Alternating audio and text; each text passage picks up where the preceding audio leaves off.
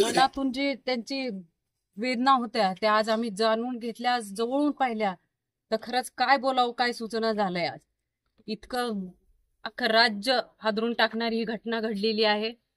आणि एक लोकप्रतिनिधीची अशी अवस्था असेल तर प्रत्येक सामान्य माणसातून यायले की आमची काय अवस्था हो. शासनाला आणि मुख्यमंत्री साहेबांना एकच विनंती आहे की एवढी निर्दयी घटना घडून आज 15 दिवस झाले तरी गुन्हेगाराचा तपास लागत नाही आणि त्यांना कठोर शिक्षाही होत नाही. तर त्वरित आमच्या सर्व सरपंचांच्या वतीने आपल्याला विनंती आहे की 8 दिवसाच्या आत आपण या हत्येला अटक करून शिक्षा द्यावी, ही सर्व सरपंचांच्या वतीने विनंती करते.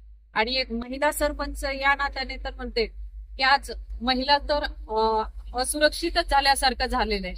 आणि हे माझ्यावर सुद्धा घटना घडलेल्या आहेत, वाळू माफियांनी माझ्यावर सुद्धा हल्ले केलेले, पण याच्यामध्ये शासन किंवा कायदा काही करू शकत नाही, आम्ही जवळून पाहिलेलं आहे. तरी शासनाला आणि विनंती आहे की अशा गोष्टीवर कठोरात कठोर कायदा करून लवकरात लवकर या गोष्टीचे निर्णय घेऊन शिक्षा व्हावी, एवढी विनंती करते.